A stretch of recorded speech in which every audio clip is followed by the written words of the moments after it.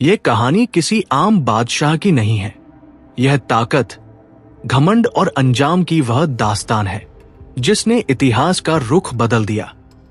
कदीम मिस्र, नील के किनारे बसने वाली एक अजीम सल्तनत, जहां सोने से सजे महल थे, नकाबिले शिकस्त समझी जाने वाली फौज थी और एक ऐसा हुक्मरान था जो खुद को इंसानों से बढ़कर समझने लगा था। इस हुक्मरान को दुनिया फिरौन के नाम से जानती है। वक्त के साथ साथ ताकत ने उसके दिल में यह वहम पैदा कर दिया कि वही सब कुछ है। उसने ऐलान किया कि वही सबसे बड़ा रब है और उसके सिवा किसी और की इताअत काबिल कबूल नहीं। फिरौन की हुकूमत सिर्फ तख्त तक महदूद नहीं थी। वो लोगों के खौफ पर हुकूमत करता था। जो उसके हुक्म से इख्तिलाफ करता, उसके लिए जिंदगी मुश्किल बना दी जाती। इसी जुल्म के साए में बनी इस्राइल गुलामों की तरह जिंदगी गुजार रहे थे। उनसे सख्त मशक्कत ली जाती और उन पर जुल्म को मामूल समझा जाता था। फिरौन को एक पेशगोई का खौफ था कि बनी इस्राइल में एक बच्चा पैदा होगा जो उसकी सल्तनत के ज़वाल का सबब बनेगा। इसी खौफ में उसने मासूम बच्चों के कत्ल का हुक्म दिया। मिस्र की गलियां चीखों और सिसकियों से भर गई। इसी अंधेरे दौर में एक बच्चा पैदा हुआ जिसे कुदरत ने एक खास मकसद के लिए चुन लिया था। खतरा इतना शदीद था कि उसकी मां ने अल्लाह पर भरोसा करते हुए उसे दरिया के सुपुर्द कर दिया। वो बच्चा लहरों के रहमो कर्म पर नहीं था, बल्कि एक बड़े मंसूबे का हिस्सा था।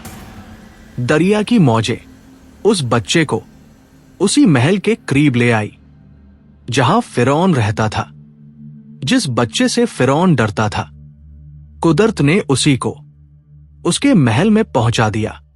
वक्त गुजरता गया और वह बच्चा उसी सल्तनत में जवान होने लगा जिसका खात्मा उसके मुकद्दर में था। सालों बाद एक वाक़ये ने उसे मिस्र छोड़ने पर मजबूर कर दिया। वह तन्हा सहरा के रास्तों पर निकल पड़ा। यह सफर सिर्फ जमीन का नहीं था, यह तकदीर की तरफ बढ़ता हुआ सफर था।